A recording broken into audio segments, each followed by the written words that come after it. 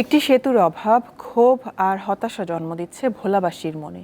দীর্ঘদিন ধরে বরিশাল ভোলা সেতু নির্মাণের দাবি জানিয়ে আসলেও অগ্রগতি নেই এই প্রকল্পের। সেতুটি নির্মাণ করতে চায় জাপানি প্রতিষ্ঠান মিয়াগাওয়া কেনসেটসু কোম্পানি লিমিটেড। পদ্মা সেতু তৈরির পর দেশের দক্ষিণ ও দক্ষিণ পশ্চিমাঞ্চলের প্রায় সব জেলা রাজধানীর সাথে সরাসরি সড়ক সংযোগে এসেছে। ব্যতিক্রম শুধু ভোলা। বরিশাল হয়ে নৌপথে কয়েক ঘন্টার পথ পাড়ি দিয়ে পৌঁছাতে হয় দেশের দক্ষিণের এই দ্বীপ জেলায়। যুগ যুগ ধরে ফেরিতে পারাপারের ঝুঁকি নিয়েই চলতে হয় তাদের, কিন্তু এখন সময়ের অপচয় আর নানা ঝামেলা থেকে মুক্তি চান ভোলাবাসী। এই যে তো খাড়ায় রয়েছি একটা বগন্তে, এটা লাশ লয়ে খাড়ায় রয়েছি, যাইতে পারতেছি না। ব্রিজটা হইলে দেখা গেল মানুষের কোনো ভোগান্তি হয় না, কোনো গাড়ি যানবাহন এখানে টিকা থাকে না। পদ্মা ব্রিজে আমরা এখন যে সুফলটা পাচ্ছি, মনে হয় যে ভোলা ব্রিজটা হয়ে গেল সেরকম একটা সুফল আমরা মনে হয় যে আমাদের জন্য আল্লাহ বলে দান করবেন।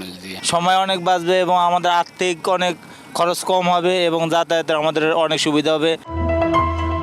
ভোলায় দেশের দীর্ঘতম সেতু হওয়ার কথা রয়েছে। তেঁতুলিয়া ও কালাপাদর নদীর উপরে মূল সেতুর দৈর্ঘ্য 10.87 কিলোমিটার। একই সঙ্গে 6.57 কিলোমিটার সংযোগ সড়ক নির্মাণের উদ্যোগ নিয়েছিল আওয়ামী লীগ সরকার। 2019 সালে শুরু হয়ে 2024 সালে যে প্রকল্প শেষ হওয়ার কথা, আমলাতান্ত্রিক জটিলতায় এখনও প্রকল্পটি চূড়ান্তই হয়নি।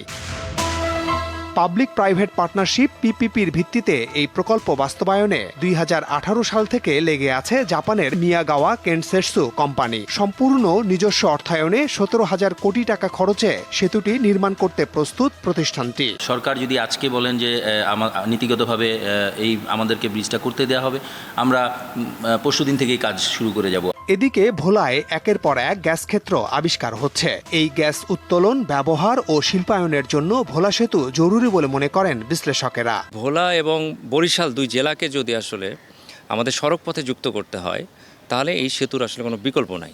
এখানে গ্যাসের একটা বড় সম্ভাবনা আছে, এটা ইন্ডাস্ট্রিয়ালাইজেশন করার একটা বড় সম্ভাবনা আছে। আমরা এটা জিওবি ফান্ডেড না করে এটা আসলে ডোনার ফান্ডেড হলে আমাদের উপর কিন্তু রিস্কটা কমে যাবে। গ্যাসটাকে আপনি ট্রান্সপোর্টের জন্য ব্রিজটা দরকার। ভোলাতে আপনারা জানেন অনেক সুন্দর সুন্দর আইল্যান্ড আছে, অনেক ন্যাচারাল বিউটি আছে।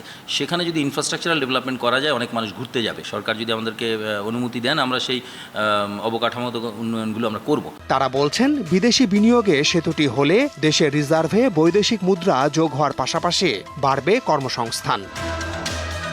মাহমুদ শাওন, দীপ্ত সংবাদ, ঢাকা।